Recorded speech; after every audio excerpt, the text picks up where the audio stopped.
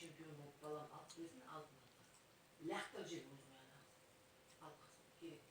Biz altın alırız. Şimdi kolla sol alırız.